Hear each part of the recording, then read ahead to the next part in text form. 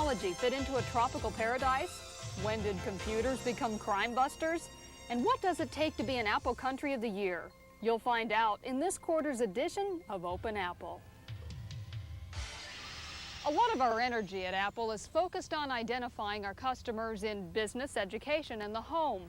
But some of the most devoted Apple fans are those who've discovered Apple on their own.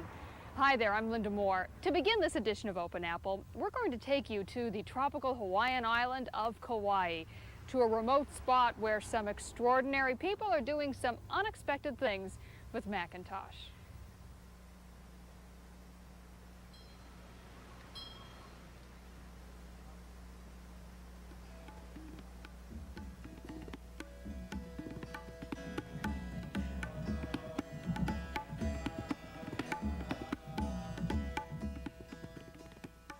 The Hindu religion is the oldest religion in the world. There are over 650 million Hindus in the world today. There must be 200 monasteries like this one. Each one has its function. Our particular job is to bring Hindu religion into modern English, make it acceptable for the Western educated person to understand and to apply to his daily life. In order to do this, we use the best technology that we can. And the best technology that we found is the Apple computer because it's so easy to use.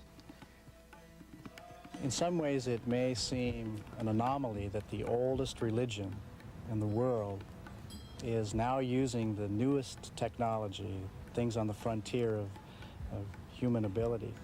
But to us, it's the most natural thing that could be. One of the main things we do at this monastery is publish this newspaper, Hinduism Today. People call this the voice of Hinduism. It's well received all around the world, and it's produced entirely on the Macintosh. It serves as a way of bringing the dispersed Hindu community around the world together. Knowing how the forces of the universe are working at any given moment is the value of astrology. Previously, there was only a handful of people that knew how to do it and had the knowledge in their head or in their library. Now that library is right here in the computer. The masses now can understand astrology.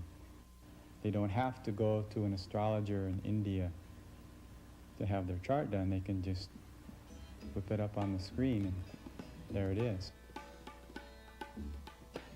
Through history, monasteries have always had some kind of agricultural endeavor to maintain their self-sufficiency, and our monastery here in Hawaii has honeybees. We have 3,000 colonies, which we've developed in the course of less than a decade, which is very unusual. It usually takes several generations to do that.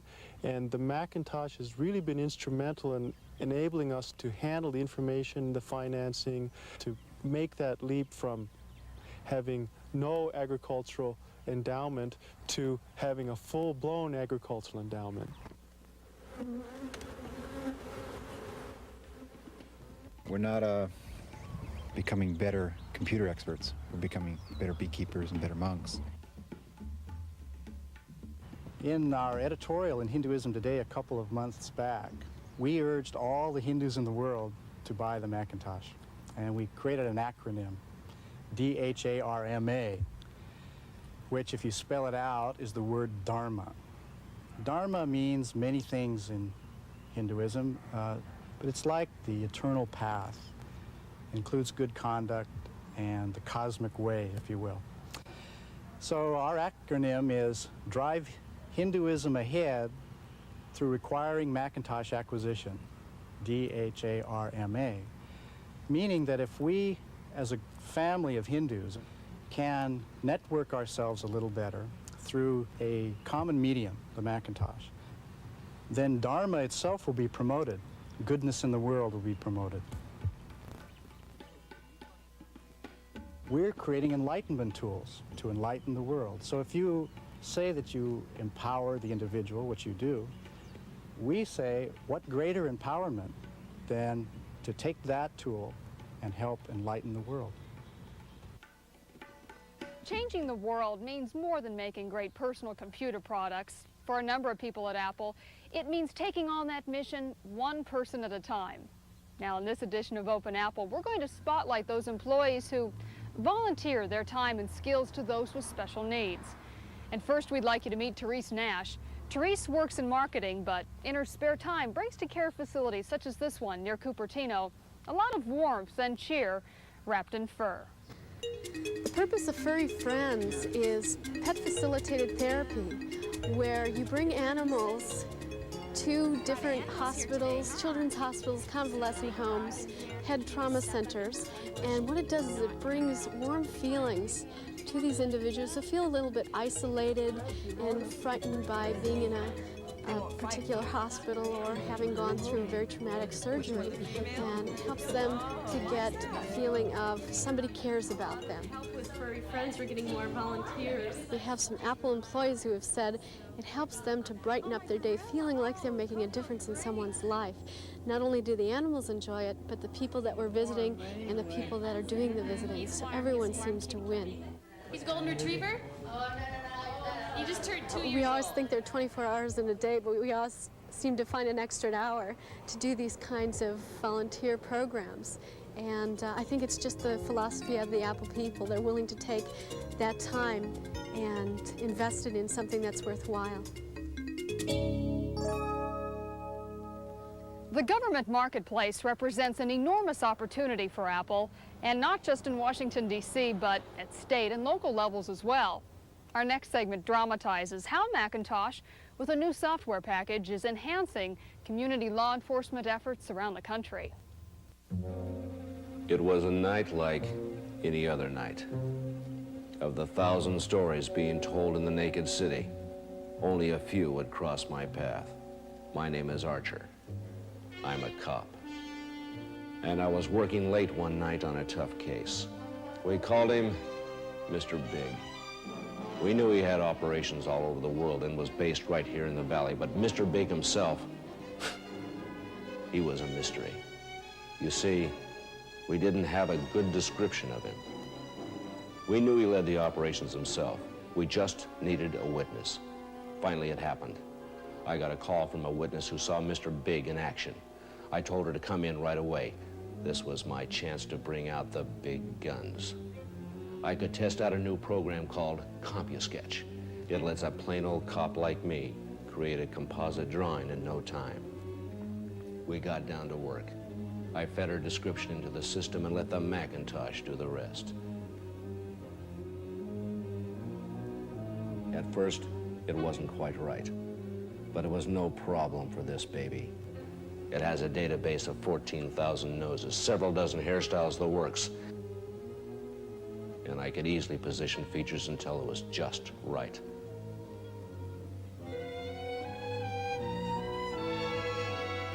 This was it. We finally had a good composite. I've been trying to nab this guy for weeks, and this was the break I've been waiting for. But I had a feeling we wouldn't be able to stop this one.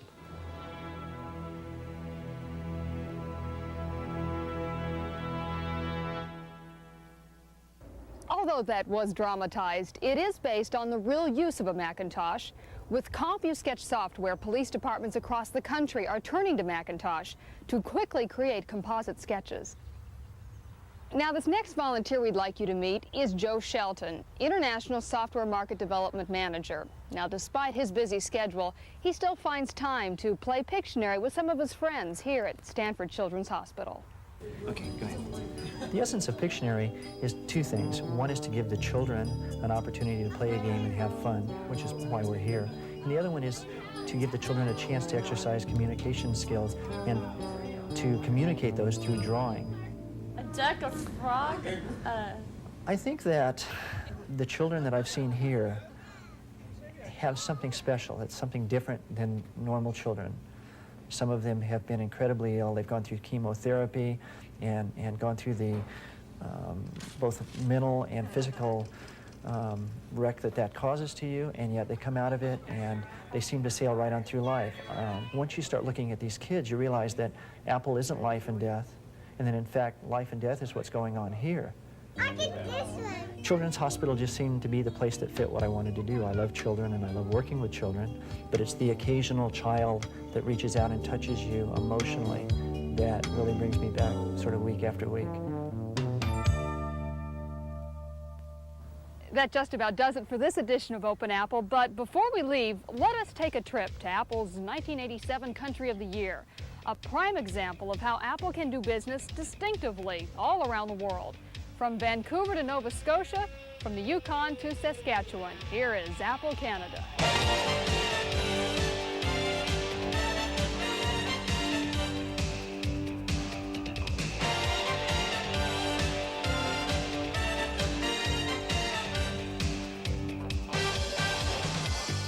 Good afternoon, Apple Canada. Often us Americans view us as people from the Great White North, and we talk about Eskimos and things like that. But we're regular business people like most Americans, although our culture here tends to be one which is a little more conservative. The entire population in Canada is 26 million. Our borders go from the Atlantic Ocean to the Pacific.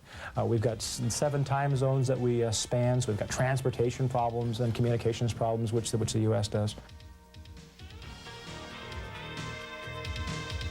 On the eastern side of Canada, of course, there's Quebec, which is totally French-speaking, has a French law, French style of doing business, French buying patterns, a very different motive to buy, say, than the people on the West Coast. So we have a very, very diverse set of markets that we have to address. Very often we will do a different promotion in Quebec because a lot of the things we do don't translate that well into French anyway. Montrer qu'on est les meilleurs. I feel that Apple Canada Finance is distinctive in that we make a concerted effort to be a partner in the management of the business in Canada, so that we work together as a concerted team to conquer the Canadian marketplace. We've taken the Apple values and embodied them in a symbolic representation in a manner in which we can award specific people within the organization. It's a real point of recognition for an individual to receive an Apple Value Award. I look at it in 1988, my goal is, it's something that we Canadians always like to do. We'd like to do something that's never been done before. We want to win Country of the Year 2nd year in a row.